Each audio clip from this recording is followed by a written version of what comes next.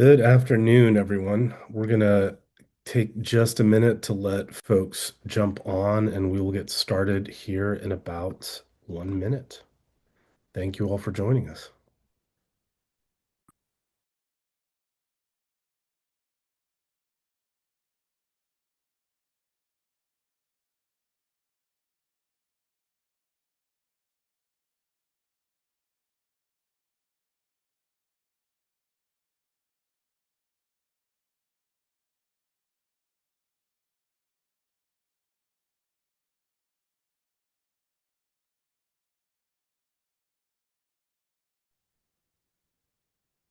I always enjoy this part of the webinar as names start popping up in the participants column. You're like, oh, hey, how you doing? How y'all doing, everyone? I'm going to apologize in advance. I've got a little bit of a cold, so if I go off camera and mute, it's because I'm I'm coughing my lungs out over here. But we're gonna make it through, y'all. It's December and it's cold out there. Uh, the parent Facebook groups in Durham are all doing bets on whether or not we're gonna have school tomorrow because of wintry weather. So 'tis the season. All right. Well, we're gonna get this kicked off. And as folks join, again, welcome. It has been quite a year, as you'll see as we go through the slides, kind of reviewing where we've been over the course of 2025. Um, and there's a lot of uncertainty heading into 2026. We'll talk about that for a second. But again, thank you so much for joining us. And I'll say this again at the end, but thank you again for all the work that you do and the ways in which you support the Housing Coalition. And I'll say up front, um, if you have not yet supported the coalition financially yet this year, please take a moment to figure that out. The support that y'all provide financially allows us to be that presence in the General Assembly, to be a voice with our congressional delegation, and increasingly do more local work. So I just wanted to put that up top. So let's get going. So here's our agenda today. We're going to talk about housing need in North Carolina, some of the major themes of the year, talk a little bit about federal policy, kind of what we've seen throughout the year, where the state of play is in regards to the budget, talk a little bit about the state of play in the state of North Carolina at the General Assembly, and then talk a little bit about our year at the coalition as well, and looking ahead to events and things to put on your calendar into 2026. I'll say also at the front, from a logistics standpoint, if you have questions throughout, please drop them in the Q&A function. There should be a Q&A function below, and we will answer as we go. But we will also hold time at the end for questions as well. Um, so with that, let's get stuck in. So 2025 has been quite a year. I know I've got a lot more gray hair than I did at the beginning of the year. I'm pretty sure you have as well. So we saw, and we'll go through a timeline in just a minute, but this interruption of federal funds at the beginning of the year, through the funding freeze, we've seen significant policy shifts on the housing front, a lot of volatility, a lot of uncertainty, while at the same time we've seen an increase in attention paid to affordability more broadly. And we've been saying this for a couple of years now, right? You've probably heard me say in some form or fashion that when I started doing this work, we had to do a lot of let me convince you why this is important with elected officials, and we don't have to do any of that anymore. Everyone already knows how challenging it is to afford housing as well as a whole bunch of other things. So that affordability has been a theme throughout the year. This absence of a state budget as well, and the impact not only of the volatility on the federal side and that funding climate, but also on the state side and that funding climate, which is kind of a double whammy for those of us who do housing work here in North Carolina. Um, We've also seen some significant movement behind land use and property tax conversations. Stephanie's going to talk a bit about that further down the agenda as we get to the state stuff. But for those of you who follow land use policy, we had some very recent shifts in not in North Carolina, but in San Francisco. There's this momentum around the country around land use policy as well. And then the last piece that planning ahead is has never been more challenging in the housing sector, We're feeling that at the coalition right now. I know you're feeling it in your budgets and your planning for 2026. So we're going to talk a little bit about what, if any, tea leaves there are to read moving into the new year. All right. Thank you, Sam.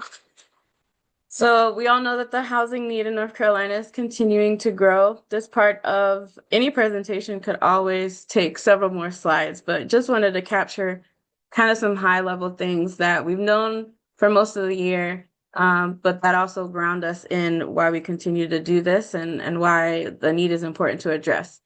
So earlier this year, there was a supply gap analysis that was released by the North Carolina Chamber, the North Carolina Home Builders Association, and the North Carolina Realtors.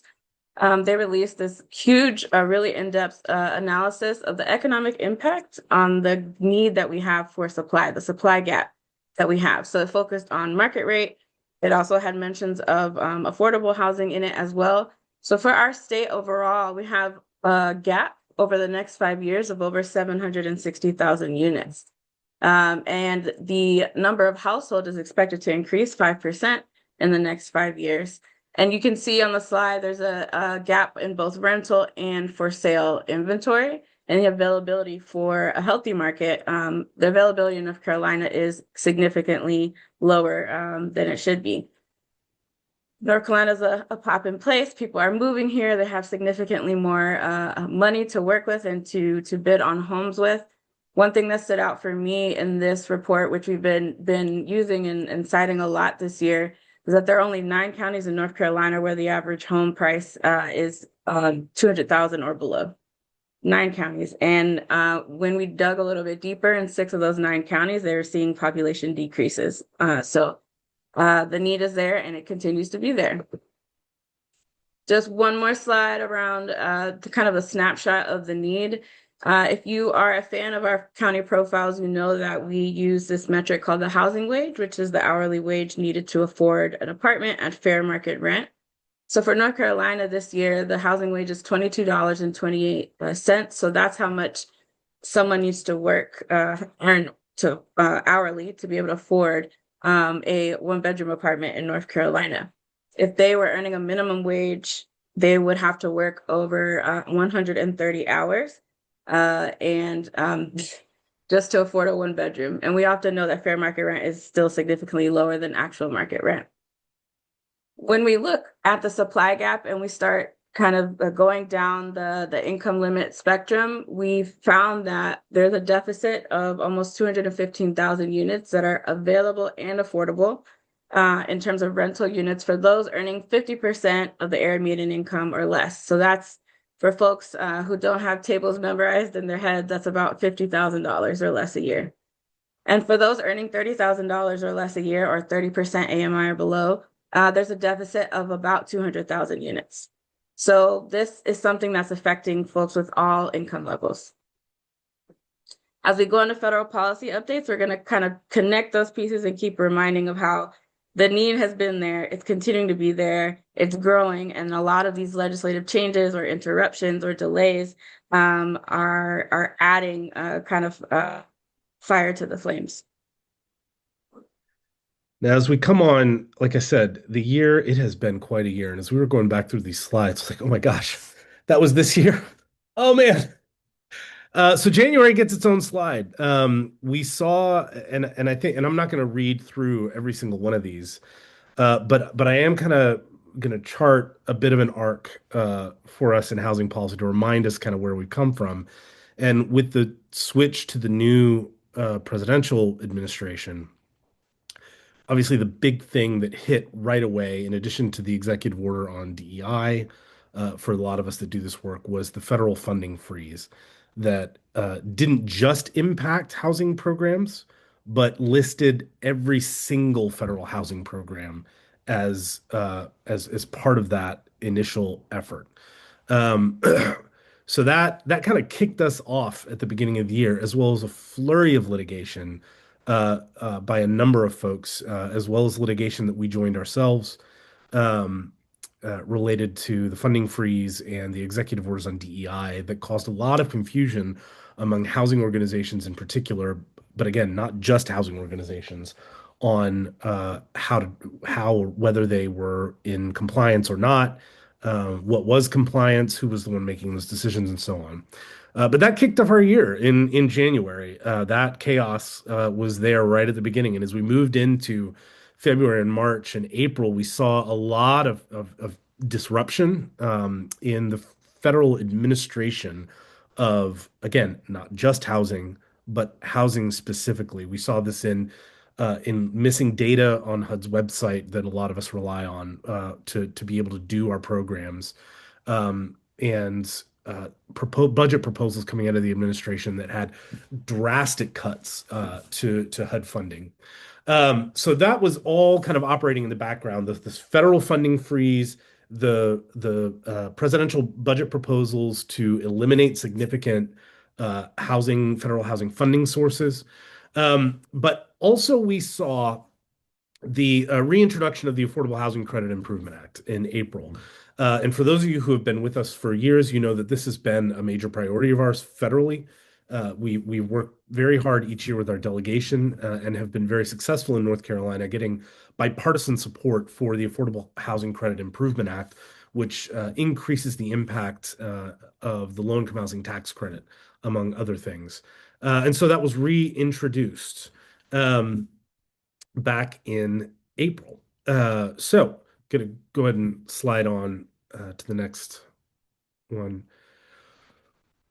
That led to, in July, as the ramp up to what was entitled the One Big Beautiful Bill was passed, the Affordable Housing Credit Improvement Act, or significant portions of that, were included in this big bill that passed. Um, for those of us that do this work and care about housing affordability for folks, particularly at the lowest end of the income spectrum, we know that the low income housing income tax credit, or yeah, excuse me, the low income housing tax credit has long been our biggest tool in the toolbox for new construction, right? And so getting some of these key priorities into the bill was a win. But again, for those of us who care about housing and affordability for those of the lowest in the income spectrum, there were a number of things in that bill, the biggest of which was the cuts to Medicaid that are going to have catastrophic and significant impacts on that same population.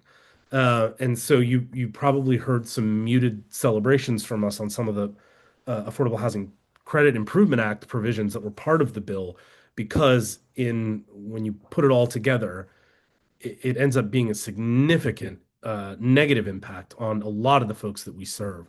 So that also has kind of been in the background on all of this. That same month, we also saw the introduction and the bipartisan support, and would later be unanimous support out of committee and passage in the Senate of the Road to Housing Act. And we'll talk a little bit more about that later on. But I think it's particularly significant that we have this bipartisan unanimous agreement on a number of things related to housing policy, um, that is kind of operating in the background at the same time as there's all this federal upheaval on the administrative side and proposals out of the administration to gut a lot of these things that have brought broad bipartisan support in Congress. So I think that's important to hold in the background as you kind of remember the arc of where we've been in 2025 and as we look ahead to what may be in 2026. One of the other significant pieces from this part of the year in July was this executive order that came down that was entitled Ending Crime and Disorder on America's Streets. And this, and we talked about it quite a bit then, and we've talked about it since. Uh, and I think the word disorder there is critical to pull out, because it was very clear from all of the pieces that were part of this executive order that the the the motivation behind it was not care for people experiencing homelessness, not care for families, but it was, we got to have order. We don't want to see folks experiencing homelessness. Whether or not they are experiencing it, that's none of our business. We just don't want to see it. We don't want it on our streets. Which has that attitude has defined the shift in at HUD over the course of this year, in particular when it comes to homelessness policy, an attempt to eliminate housing first as a national strategy, and start with clearing of encampments, involuntary commitments, and so on down the line. So that is also something to watch because it plays into some of the events here in North Carolina as well, with the stabbing that led to Irina's Law and so on. That we again see a population scapegoated and this becomes about order and not actually helping folks that are in have incredible need. Um, we saw deployment of National Guard, and that's going to feature again. I'm not going to read all of these as we go on. Let's go ahead and turn to the next part of the year. And then we had the shutdown. So many of you were with us as I again look at the participant list. Many of you were with us at the the Affordable Housing Conference at the Raleigh Convention Center the day before the shutdown, trying to figure out what was going to happen. Was it going to shut down or not? And it ended up being the longest federal shutdown in history at 43 days. Um, and again, happening in the background is the Senate passage of the Road to Housing Act in the midst of all of that. So again, while there is this big uncertainty on the administrative end, a lot of disruption in the flow of grants, and so on, you still do see some broad bipartisan support for a number of housing interventions that happen at the federal level. Um, so that those are some of the things kind of happening in the background. One of the other pieces I want to draw to here is the HUD releasing the COC builds notice of funding opportunities. Um, what was significant, and I may misspeak on the exact timeline, but as I remember it, when it came out in November, they modified the NOFO a week before it was due to the Friday before the Friday it was due to include a number of provisions that would make it impossible for most of the folks in North Carolina to access it because it required this departure from housing first as a strategy, as well as pushing municipalities and units of government to put in public camping bans and so on. And that as in a smaller program, all right, this is around permanent supportive housing, right? But as a um, excuse me, as it's the harbinger of what we are expecting to see when it comes to COC funding into 2026, right? That this is the shift in strategy that is going to be have a significant impact on the ecosystem that serves folks who are experiencing homelessness and tries to get them back into housing quickly. So one of the other things that I'll add in here that happened during the shutdown that is, I think, impacting a number of us right now was the announcement of the reductions in force at HUD during the shutdown that were the judge put a stay on. Now we're back, and so they weren't actually let go. But there's this we've seen this throughout the year in an attempt to purge quite a bit of the federal workforce, which has meant disruptions in disaster recovery. It's meant disruptions in housing services. It absolutely disrupted the AmeriCorps members that we were putting out into the field and so on. And there's 27 days left in the year. So we will see what we have left to go. Because one of the things that as we came out of the shutdown passing a continuing resolution only through the end of January. So we're going to be back in the funding conversation federally uh, we're in it now, but it's that deadline again is coming fast and furious. So folks want to take a deep breath for a second because it's been quite a year, y'all. And there's a lot to keep track of that impacts the work that we do and the work that you do.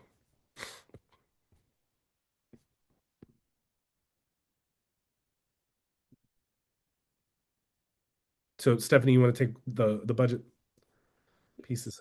Absolutely. I think continuing the deep breaths, just here are some of the key housing appropriations at the federal level that we track. There are several more that could not fit on one slide.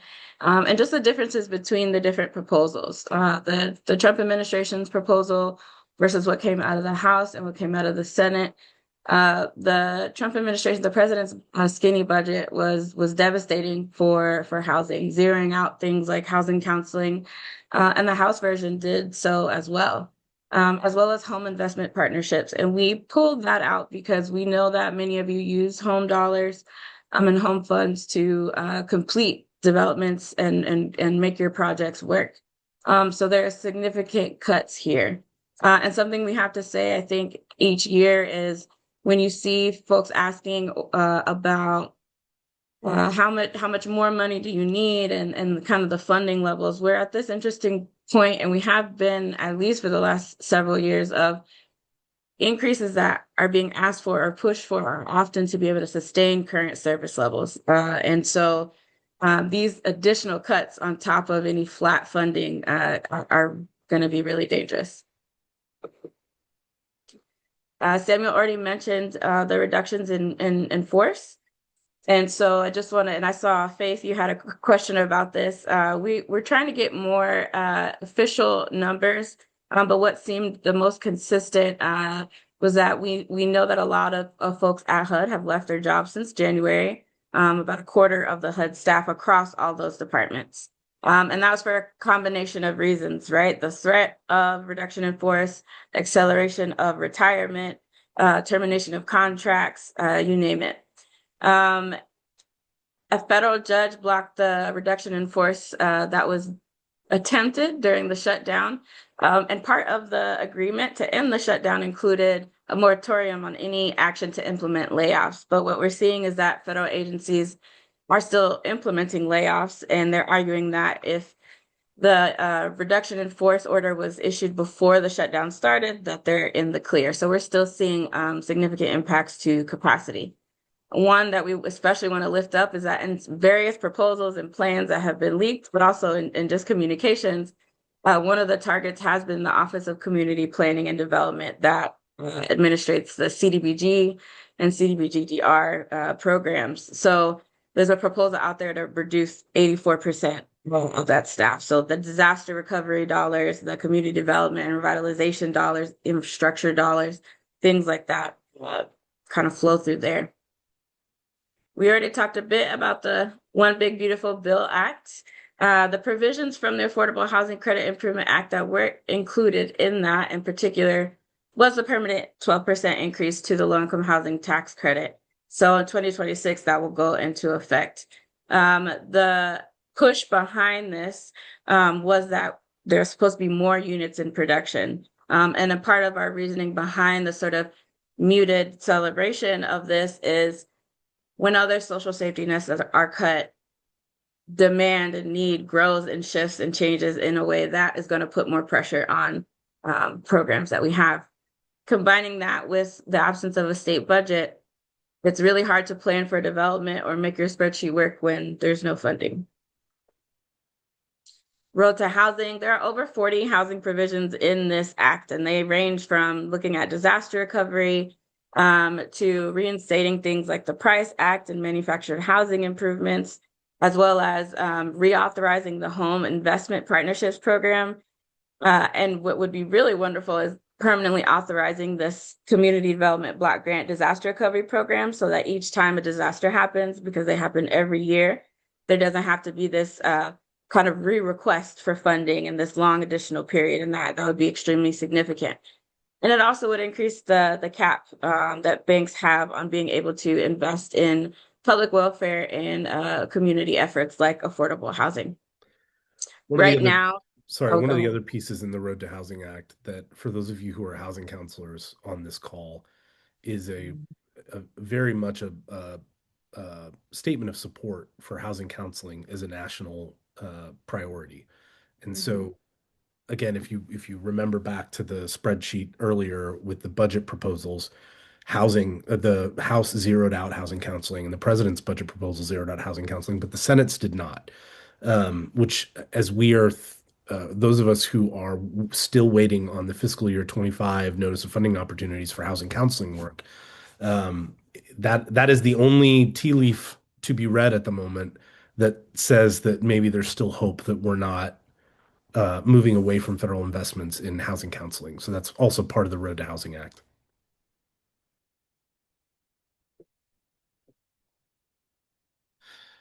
So I'll jump in here on the kind of the state of funding. Only three spending bills have passed. So the ag bill, the VA bill, and legislative branch programs. So there are all of these federally. There are these smaller spending bills that the House passes to make up the whole budget, right? Um, but nine of them haven't passed, right? So that includes the THUD bill, the Transportation, Housing, and Urban Development. So we've still got nine remaining bills that need to be passed or another CR adopted to avoid a shutdown at the end of January. So we are still in this um, trying to figure out what funding for our federal government looks like. Um, so that's kind of the state of play is the profound uncertainty heading into January, and we can't give you any more. Um, I have no real wisdom to offer in terms of are we or are we not going to be back in a shutdown come the end of January? Because fundamentally, I don't think even with the recent election results in the special election that happened earlier this week in Tennessee, and the elections that happened the several weeks prior, that maybe signaled that a number of folks in the country are not kind of on board with the current direction, and how that impacts budget negotiations. It still remains to be seen. It is a razor thin margin in the House, and you still need the 60 votes in the Senate to get a budget passed. So we are still in a place of profound uncertainty heading into 2026. That has not changed. We just kicked the can down the road a little bit. So that's really where we are on the status of funding.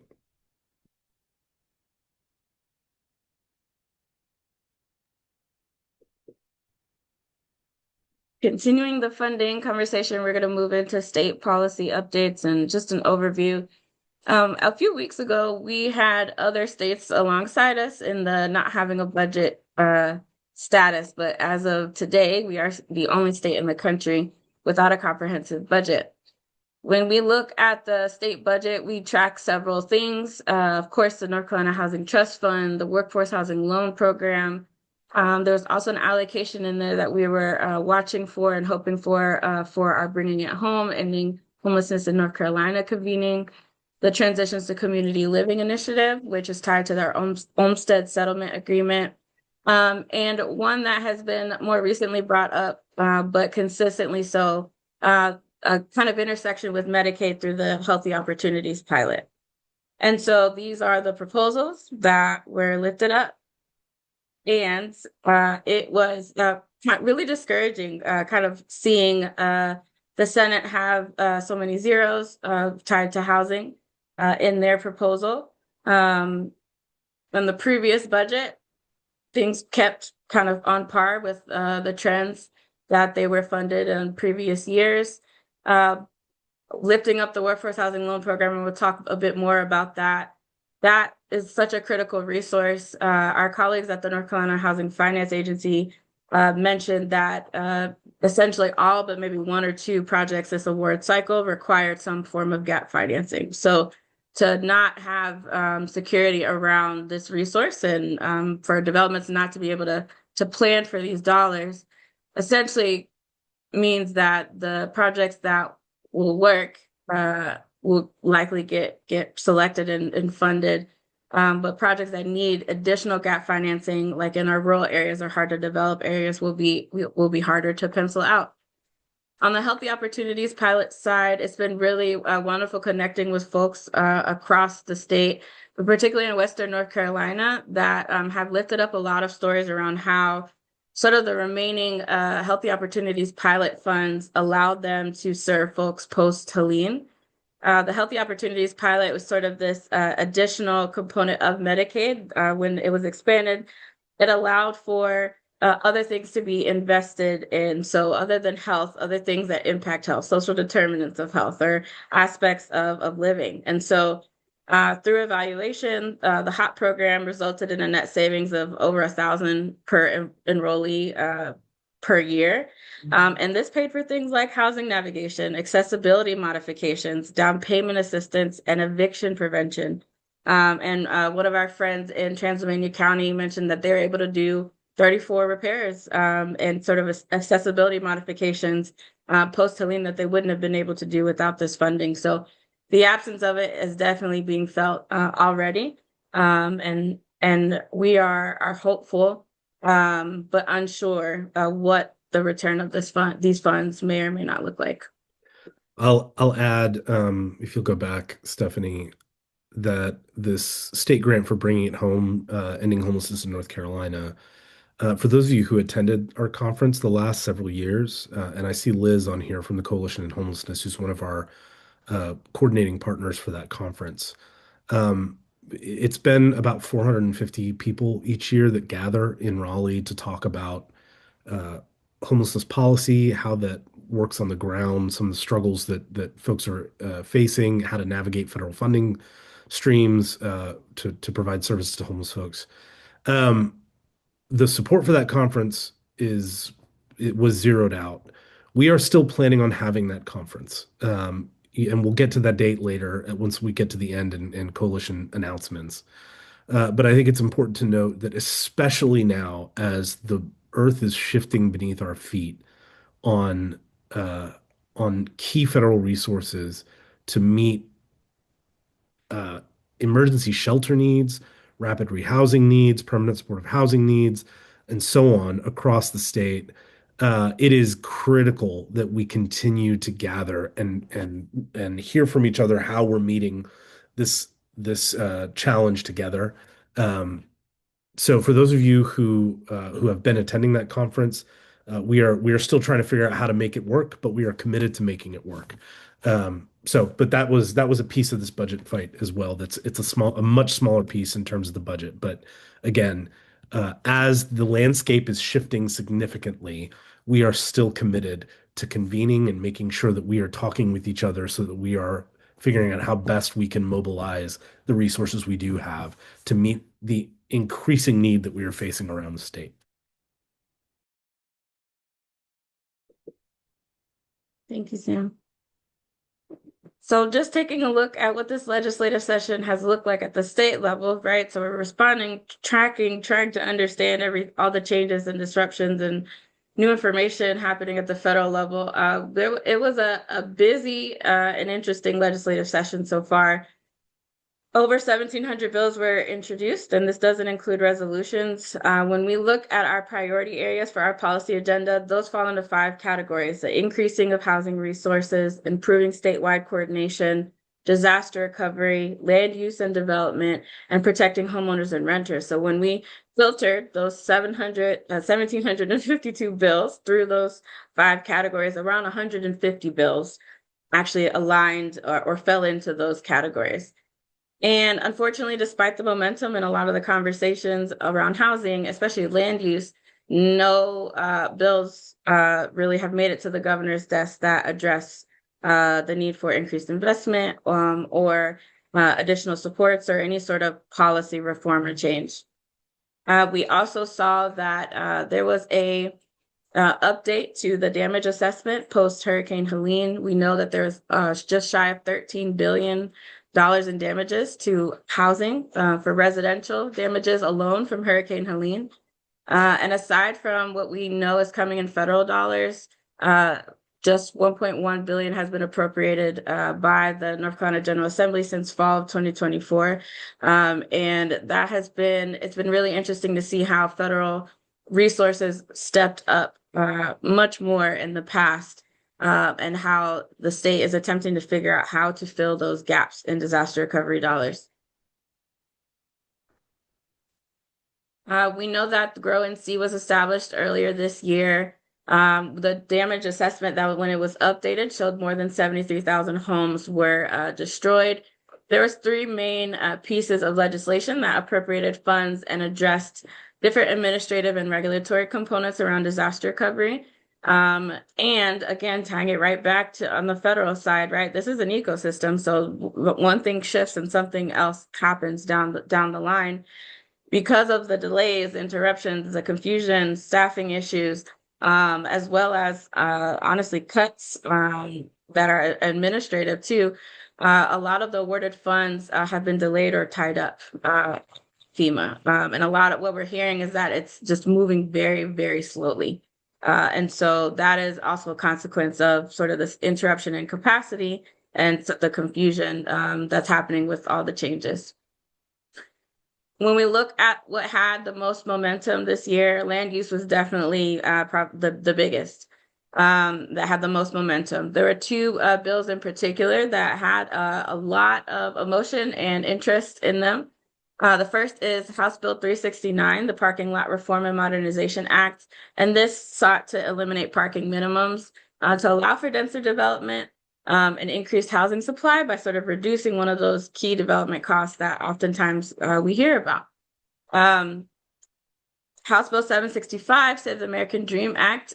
Some of its components made it into Senate Bill 205, which was around swimming pools and housing regulatory reform, but they did not make it. But both of these bills included best practices, like making some of the land use decisions that currently exist, judicial land use decisions, making some of them administrative, or even adjusting or kind of implementing these reforms based on population tier, and switching from things like minimum lot size to units allowed per acre, different things like that, where we're seeing other states do. 765 was a huge bill. Senate Bill 205 had a lot, didn't have as much in it. And I think that our ecosystem is still figuring out where and how we can work together and balance that sort of need for housing in our communities, but also kind of balancing the community context as we're thinking about building and who we're building for, where we're building, and what that looks like. As we've often said, and many of you have heard ever since we had Shane Phillips out to do a keynote a number of years ago at our conference, kind of borrowing his 3S structure from The Affordable City, the book that he wrote, supply, subsidy, stability, and then we added a fourth S on there, systems. But that supply piece is a significant piece of affordability, right? And it's, I think, should be intuitive to all of us. If you don't have enough supply for the folks that are live in a particular place or are moving to a particular place, as is incredibly significant for North Carolina, the costs are going to skyrocket, which means that any kind of subsidy intervention, any kind of stability intervention that you do doesn't go as far, right? And we've seen another way that we've narrated this over the years is as more folks have paid attention to housing affordability who do not do this for a living, it is tracking the rise of folks in the middle income tiers who are now experiencing an affordability crunch because of the rise in housing costs, right? And so land use policy, supply focused land use policy is a critical component to this. I think what is important for those of us who work at the lowest end of the income spectrum, right? Who are on the emergency shelter end or on the affordable rental side or are doing affordable home ownership, all of us are always trying to figure out how to serve the folks that are not served by the broader housing market. When there is not sufficient supply, the number of people in that category grows.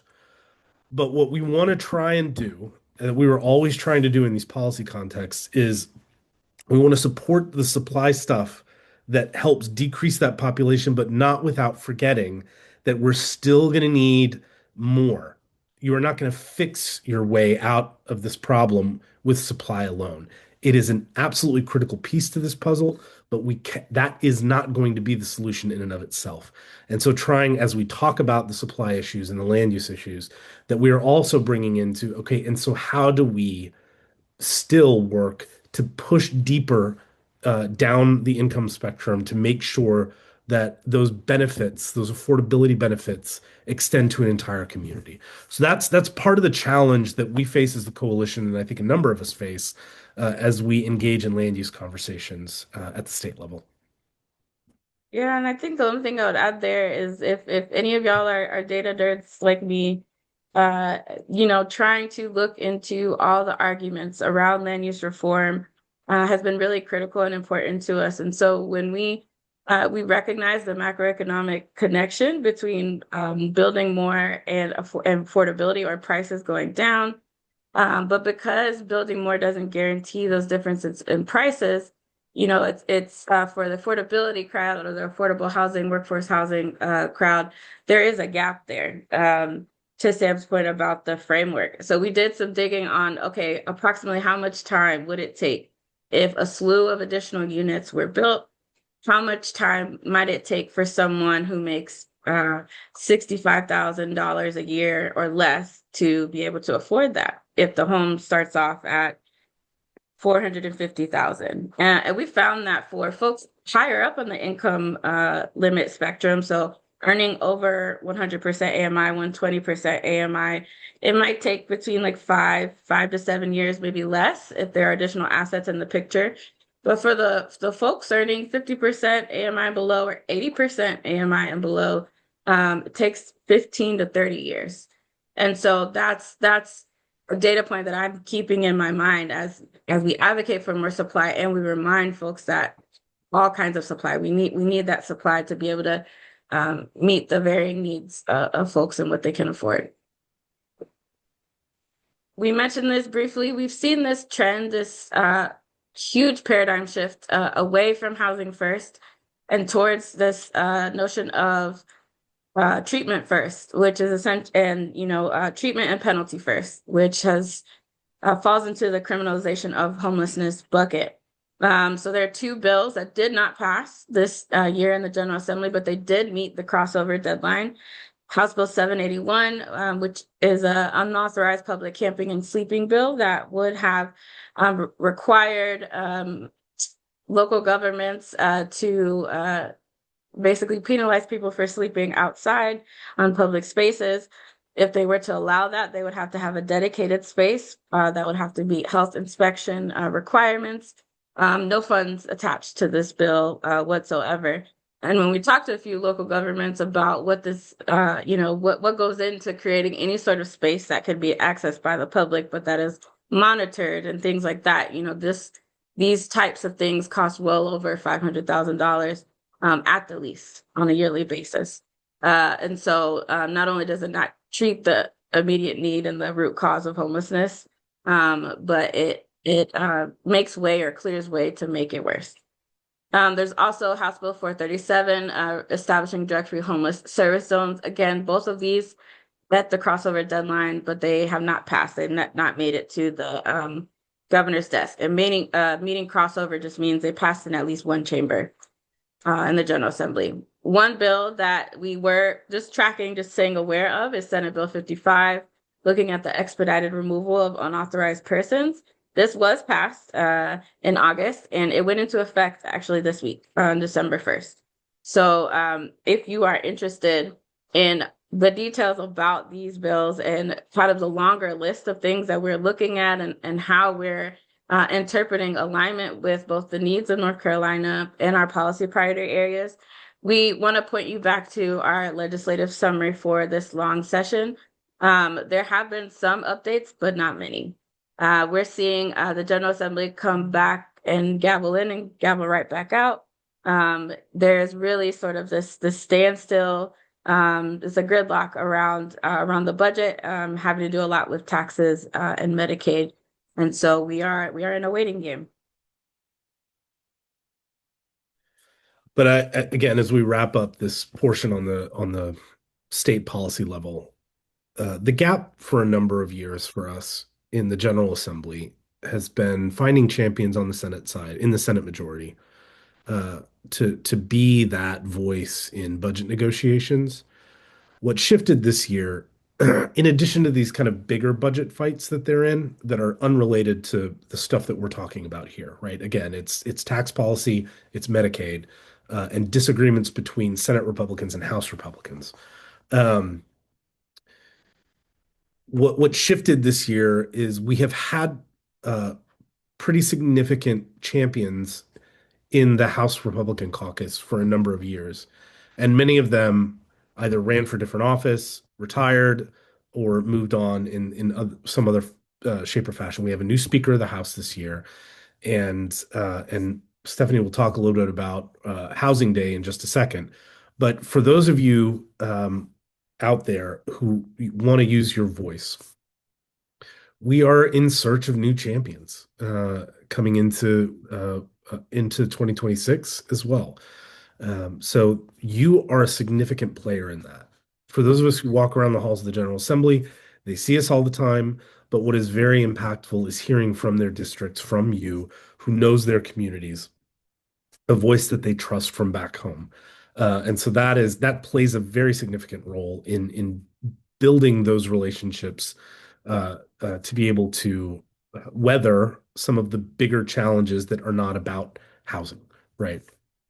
So I just want to say that as we look ahead to 2026 and you think about how you might be able to make a difference, keep that in mind.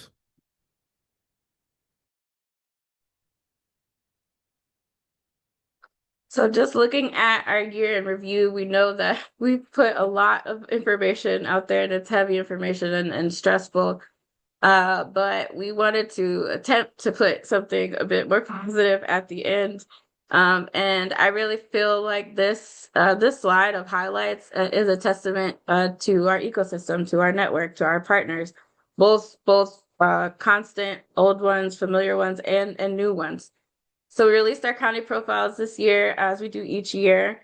One thing I want to mention is that because of the shutdown, one of the sort of I think things that you can miss around the consequences of the shutdown is the census data that was due to be released this week is actually going to be delayed. So then that means our 2026 county profiles will also be delayed. But we released those profiles. We added some additional features to how you could look at your data looking back several years, how you could download those profiles.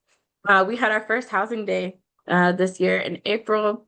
And we planned for maybe around 40 or 50 people, and we were, really excited about that. And 120 people showed up.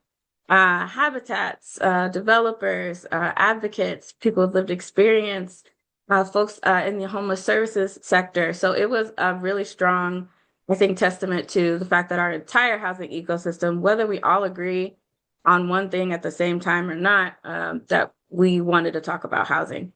We've had three really key sign-on letters this year, one around protecting federal resources, another around the workforce housing loan program and housing counseling. We've had our conferences. We've had several meetings with representatives from North Carolina in DC. We've been to DC several times.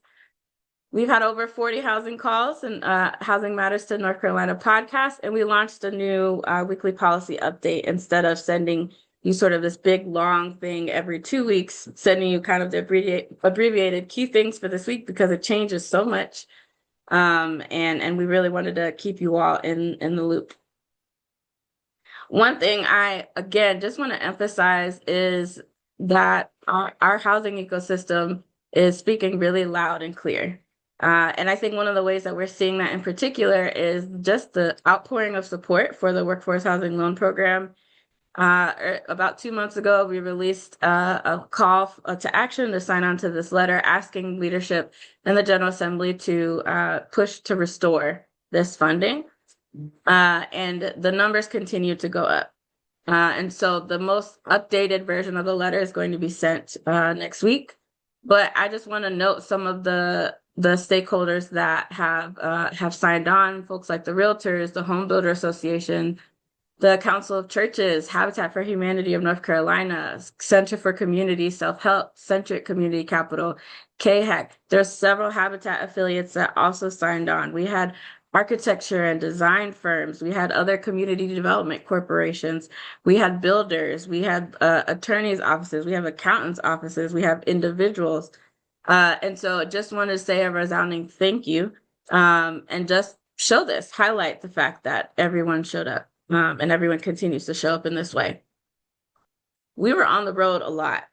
I think this speaks for itself. We were just on the road a lot. I will lift up something that was different this year is there is a growing interest in regional collaboration in terms of the Southeast. And so the Housing Coalition, we've been involved in several kind of Southeastern wide, like regional, several state, multi-state wide conversations, and we've been able to build momentum and even get some support in terms of information and data and energy and best practices from partners across the Southeast on how we respond and stand up in this moment.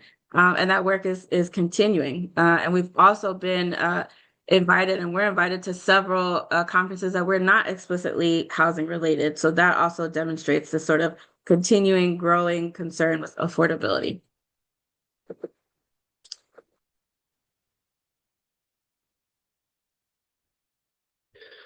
So as we look ahead to 2026, like I said, there's still a lot of uncertainty around the federal funding climate. But for the work that we are doing, it is laser focused on protecting the critical housing funding and infrastructure. And by infrastructure, I mean the universe of federal and state employees who make the money flow, who manage grants, manage these programs, and so on, making sure that the resources are reliable. Um, as you know, real estate work is years out. And so the kind of drastic impacts, especially on the development side, we won't see right away. We'll see them in 2 and 3 years when the things that should have been built don't get built, right? So we are laser focused on protecting that critical housing infrastructure. And again, need your voice in that effort. Um, Disaster recovery also continues to be top of mind with lien recovery in the West. And as NCORE wraps up its work, finishing the single family recovery efforts related to Hurricanes Matthew and Florence in the East. That continues to be a focus for us and continuing to advocate, even as we are seeing zeros in budget proposals and zeros in budget bills around a number of housing investments, continuing to focus on understanding that the investments that we make need to meet the scale of the need, right? To not allow those zeros to limit our horizons of possibility.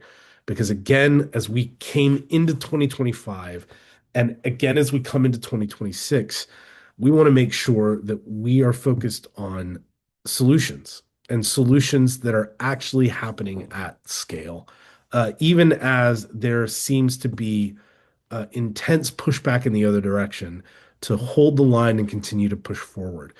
Um, One of the things that, again, with all of that uncertainty, we've seen, and we've seen this in our housing counseling network, with uncertainty around the fiscal year 25 notice of funding opportunities for housing counseling, that we've already lost one housing counseling agency that is closed up shop when it comes to doing housing counseling work. One of our 20, and we've talked with a couple of others that are considering closing their doors because of the lack of reliability. And I know that a number of us in different ways are facing similar challenges. How do we continue to serve the populations that we've been serving, to maintain staff and expertise to be able to do it in the midst of such an uncertain funding climate? And we may be experiencing some significant shifts, but as we come into 2026, and again, continue to say with our full chest that it is critical that we make these investments at scale, we are also continuing to talk with one another because what we may be doing in 2026 is beginning to re-envision how we do this work. As we have seen um, with with the loss of staff at federal agencies that then renders a grant unusable, which is what we experienced earlier this year with AmeriCorps, for instance. Um, and as we continue to see that trend, we may be thinking creatively together about how to do this differently. We saw this over the last couple of years as philanthropy has gotten more organized in the state, thinking about how to be more creative and impactful in the investments that philanthropy makes. Obviously, the way that a lot of the philanthropy thinks about how to make those investments is Let's figure out what the big federal resources are that we can move around, and then we fill gaps around that. So when the big federal resources are in question, everyone takes a pause and says, "Well, we don't want to spend all of our resources when we don't exactly know where the gaps are going to be." And in the meantime, they're opening up all over the place, right? And so as we come into 2026, and as we continue to advocate and use our voices, it is and continue to do the work that we do on the ground, it is going to be critical now more than ever, which is why we are committed to continuing the Bringing It Home conference, for instance, even though the resources that helped that conference happen went away, because now more than ever, we need to be meeting. We need to be talking with one another and thinking creatively about how we deploy what resources are available to us to meet a growing need in our communities. So, again, leaning into this ecosystem of partnerships, this ecosystem of expertise, folks that are in this work who do this as a vocation, not just as a job. And that's you. And I'm profoundly grateful to be in this work with you. And I look forward to collaborating more as we try and re-envision some of this work coming into 2026. You want to go ahead and flip the slide? Just to wrap up, Look at Stephanie. they had to convince me to put my face on this advertisement, so don't get it twisted. This is not my idea. We just ask that you stay engaged. Obviously, we covered a lot, and we could go deeper. We have a lot more information, but we ask that you continue to stay engaged, continue reaching out, asking questions, subscribing, but also that again, you consider supporting our work, even if you haven't in the past, or even if you have in the past. It is not the time to isolate and silo off and kind of let things fall to the wayside. So I just hope that you continue engaging with us. In 2026, we have some key events. Samuel already mentioned bringing it home, so I'll let Samuel talk about that and what we're hoping for. Yeah, so it's instead of being a 2 day event, we're gonna make it 1 day to kind of try and lower some of the hard costs of the conference. And if you are interested in helping support the conference, please reach out. But this is for the folks who are trying to serve people experiencing homelessness across the state. And I think now more than ever, it's going to be critical for us to meet and talk about how we are rising to meet a very rapidly changing national climate around folks experiencing homelessness. So join us at the McKimmon Center in Raleigh, May 28th. Put that on your calendars. Also, really excited. We're going to have Housing Day again. This is going to be part of the very beginning of the short session. So it's going to be a bit of a different different energy. And it's going to be a 2 day event. The 29th is when we will have our legislative meetings, and the 28th will include some training and opportunity to connect. And then, of course, you have our fall conference happening in October. Yeah, and I see a number of our conference partners and event partners and those on this call. We see some folks from Habitat. I see Jackie on here who's part of planning the housing day from the Coalition Homelessness. Liz is on here. And then I see Troy from the finance agency that's one of our partners for the fall conference as well. I don't see anyone from KHEC, but they also are part of that fall conference with us as well. So thank you for everything that y'all do. But yeah, mark your calendars. Continue to meet up with each other and us to as we try and figure out how we do this work better and meet this need. I'm going to answer one of the questions Faith put in the chat.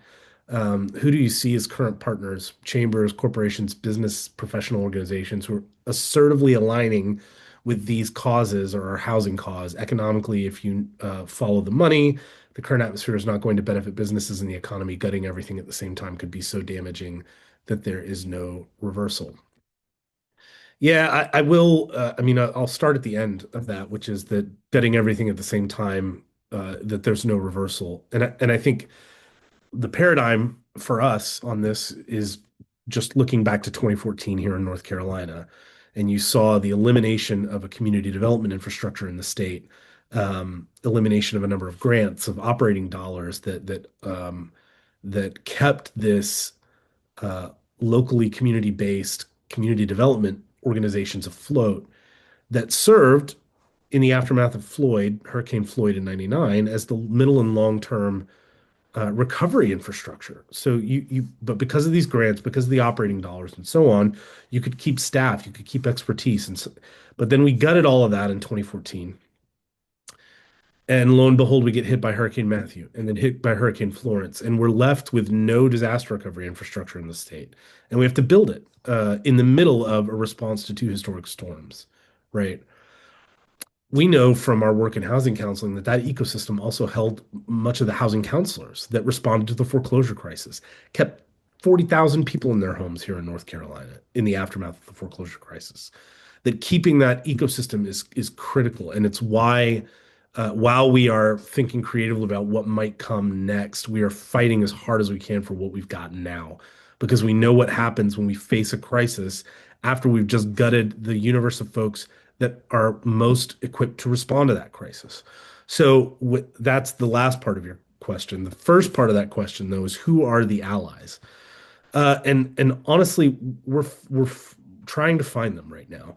There are a number of folks. I think the kind of traditional housing um, oriented entities that kind of operate in a state policy climate, like the home builders and the realtors and the apartment association, that are very focused on supply issues right now, things that we share, concerns that we share around supply.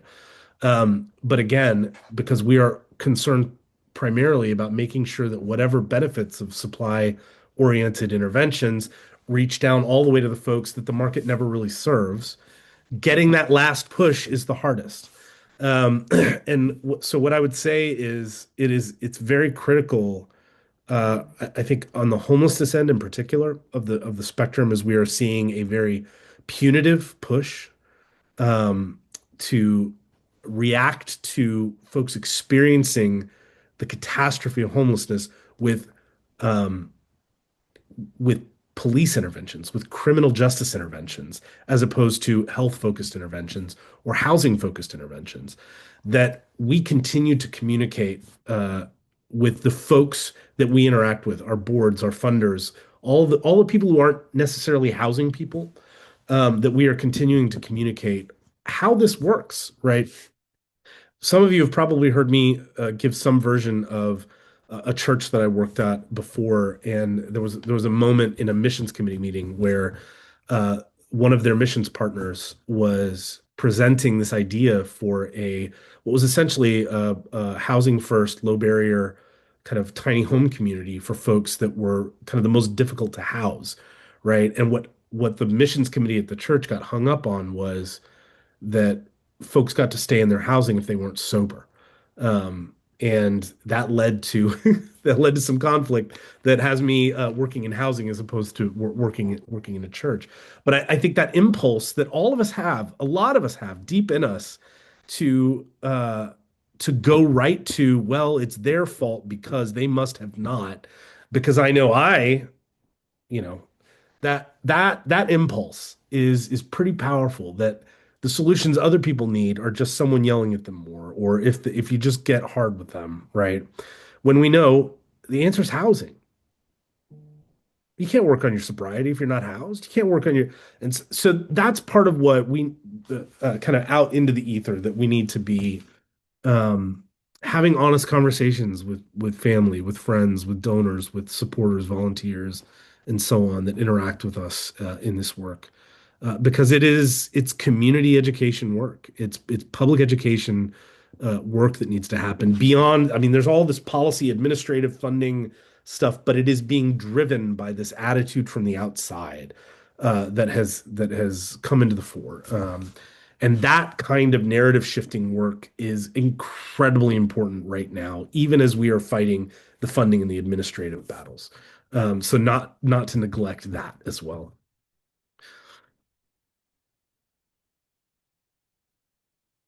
Any other questions before we wrap this up? Again, I just want to say thank you to all of you. Again, there's so many familiar faces in this participants list. Um, Again, it always makes me smile.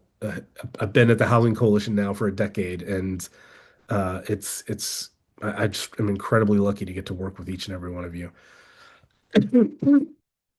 As we come into more holiday season, I hope you get to spend some time with family, that you are able to find some rest as we come into 2026. Because y'all, we're gonna need you in 2026. It's been quite a year. It's not over yet. But again, I'm happy to be with you in this work. I'm proud to call you a friend, and I wish you all the best as we come to the end of 2025.